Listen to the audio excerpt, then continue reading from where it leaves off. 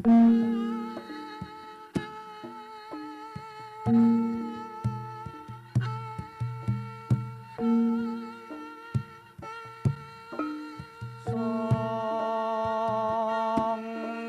pranangun-angun wibin praja. Alkisah. Raja Kediri mengadakan sidang dihadap oleh Patih Aryodeksa, para menteri, tumenggung, serta perwira. Raja memberitahu bahwa Sekartaji menghilang dari istana dan mengumumkan sayembara bahwa siapa yang menemukannya, bila laki-laki akan dijadikan suami, bila perempuan akan dijadikan saudara kandung. Kemudian masuklah seorang laki-laki bernama Joko Kembang Kuning yang sanggup mencarinya. Panji yang menunggang kuda putih serta diikuti oleh abdi setianya Tawang Alun dan Nolodermo mencari Sekartaji. Ia berjumpa dengan 3 orang pengikut Klono. Sementara Putri Sekartaji tiba di Palombo dan menerangkan bahwa ia telah melarikan diri dari istana ayahnya karena ia tahu bahwa Raja Klono melamarnya, dan ia takut ayahnya akan mengabulkan permintaan Raja Klono. Ia memohon mereka untuk berlindung, tetapi Tumenggung menasihatinya untuk kembali ke keraton serta menyerah kepada kemauan ayahnya apapun yang terjadi.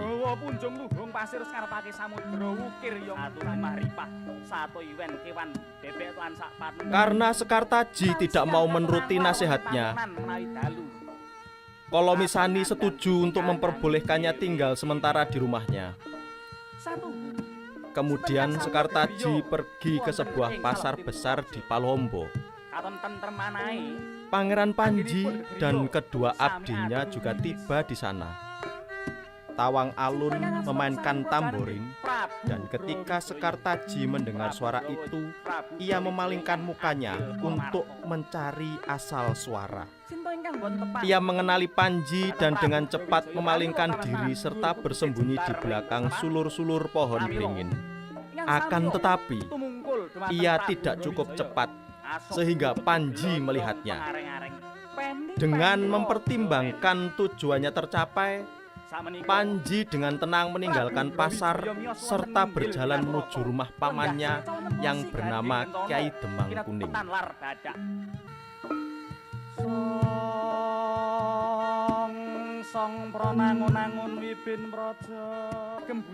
Panji tiba dengan kedua abdinya. Ia menjelaskan kepada pamannya semua yang telah terjadi, bahwa Klono telah melamar Sekartaji dan beristirahat dengan pasukannya di Kedung Ronggo. Setelah menceritakan semuanya kepada Kyai Demang, Panji memerintahkan abdinya Tawang Alun untuk pergi ke Kediri serta memberitahu kepada raja bahwa Sekartaji telah ditemukan. Kemudian Panji juga memerintahkan kepada abdinya yang lain, yaitu Nolodermo, untuk mengambil kepada Mbok Mindoko busana indah sebagai mas kawin bagi Sekartaji. Sementara di Keputren Kraton Kediri, Mindoko serta teman-temannya sedang sibuk menenun. Mbok Tegaron, saudara perempuan Klono, tiba dengan hadiah-hadiah dari saudaranya yang dimaksudkan sebagai mas kawin bagi Sekartaji. Namun, Mindoko menolak untuk menerima hadiah-hadiah dari Klono. Mendapat penolakan tersebut, Mbok Tegaron marah sekali. Ia beserta pengikut-pengikutnya menyerang Mindoko dan wanita-wanita Kediri lainnya.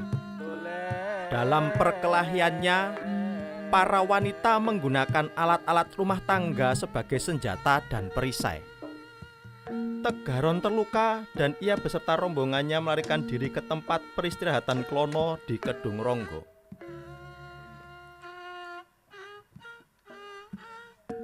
Sementara Pangeran Gondorepo juga sedang mencari saudara perempuannya yaitu Sekartaji. Tawang Alun dalam perjalanannya ke Kediri berhenti di tempat peristirahatan Gondorepo. Ia memberitahu kepada Pangeran Kediri dan Panglima Perang Sedah Romo bahwa Panji telah menemukan tempat Sekartaji. Gondorepo menetapkan diri untuk mengikuti utusan Panji ke Kediri. Di bangsal tahta kerajaan Kediri, Raja sedang mengadakan penghadapan ketika Pangeran Gondorepo dan Tawang Alun tampil. Tawang Alun menyampaikan pesan kepada Raja, sementara itu Raja menyatakan bahwa Panji telah memenangkan untuk mendapatkan Sekartaji. Tiba-tiba, Klono datang untuk melamar Sekartaji secara pribadi. Ketika ia diberitahu bahwa Panji telah mendapatkannya, Klono marah. Prabu Brawijaya kemudian setuju untuk mengadakan sayembara perang bagi sang putri dalam perang tanding. Klono merasa puas dan mengundurkan diri. Klono menanyakan kepada patih raksasanya yaitu Kebolorotan, apakah ia berani melawan abdi Panji yaitu Tawang Alun. Kebolorotan meyakinkan kepada rajanya bahwa ia bersedia menghadapi Tawang Alun dalam perang tanding tersebut, dan Klono mengangkatnya sebagai wakilnya dalam pertempuran. Di tempat tinggal Kyai Demang Kuning, Nolodermo kembali dari menyerahkan hadiah-hadiah Panji kepada Mbok Mindoko, serta melapor kepada tuannya bahwa hadiah-hadiah itu telah diterima. Kemudian Panji mengatakan kepada abdinya bahwa mereka harus segera kembali ke Kediri karena Tawang Alun telah ditantang perang tanding oleh seorang satria dari Raja Klono. Sementara itu, di lapangan pertandingan di alun-alun kerajaan Kediri, Raja Brawijaya dan Raja Klono serta para punggawa istana menyaksikan Tawang Alun dan Kebolorotan bertempur. Abdi Panji Tawang Alun terpaksa mengakui kekalahan. Nyai Conacani dan Sekartaji terheran-heran ketika Nolodermo tiba di Palhombo sambil membawa kawannya yang terluka, Tawang Alun. Nolodermo meninggalkan Tawang Alun di Palhombo untuk memulihkan diri. Kemudian Nolodermo segera menuju ke Kediri menemui Panji yang telah menetapkan diri untuk membalas kekalahan Tawang Alun. Di lapangan pertandingan alun-alun kerajaan Kediri, terjadilah pergulatan seru antara Panji dan Kebolorotan yang dimenangkan oleh Panji Joko Kembangkuning. Setelah mengalahkan Kebolorotan, Panji kembali ke rumah pamannya serta sekarang duduk dengan paman serta abdinya Nolodermo. Gondorepo, putra mahkota Kediri tiba serta memerintahkan kepada Panji atas nama raja untuk menyiapkan diri membunuh Raja Klono. Di Palhombo, Kyai Kolonisani, Nyai Conacani, Putri Sekartaji dan Tawang Alun yang telah benar-benar sembuh dari lukanya hadir. Saudara Sekartaji, putra mahkota Gondorepo tiba dengan membawa pesan dari ayahnya bahwa Sekartaji harus segera kembali ke keraton dan Tawang Alun harus mempersiapkan diri untuk berperang. Raja telah mengirim Tawang Alun sebuah senjata khusus bernama Keprabon ing Kasatriyan sebagai tanda kepuasannya atas keberanian abdinya. Di tempat peristirahatan Raja Klono di Kedung Ronggo, Raja Klono menceritakan kepada adiknya Tenggaron bahwa ia merencanakan menyamar diri sebagai Gondorepo dan akan masuk ke dalam keputren pribadi Sekartaji di dalam istana. Klono yang mengenakan busana sebagai Gondorepo mendekati Sekartaji di istananya yang sedang duduk. Sekartaji mengenalinya, kemudian mencabut kerisnya dan mengancam untuk bunuh diri.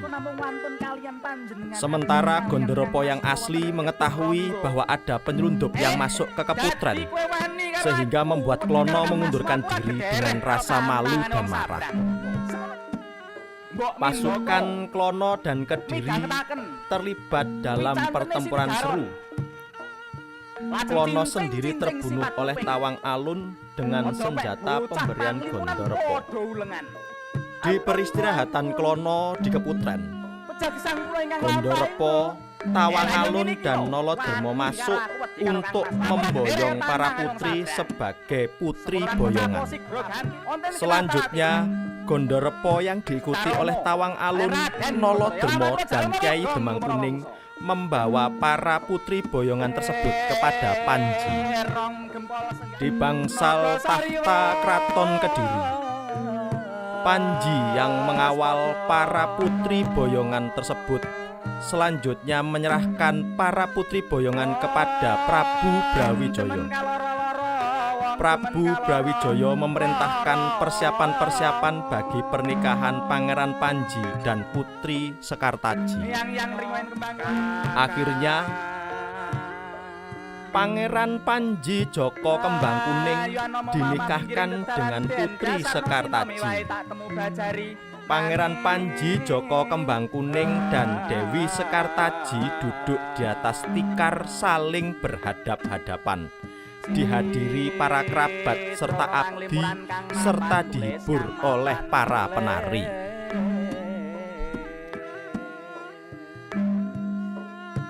Loh, kaya si Tawang Alun? Inggih, kepiye anggonmu musadani sauncate Dewi Sekartaji? Apa wis ketemu? Sampun kepanggih wonten peken ketemuan. Apa iso foto? Sampun wis paos. Syukur nger syukur. Bocah prubul ngentasi gawe. Ayo, saiki kita sebake menyang pagelaran Kediri.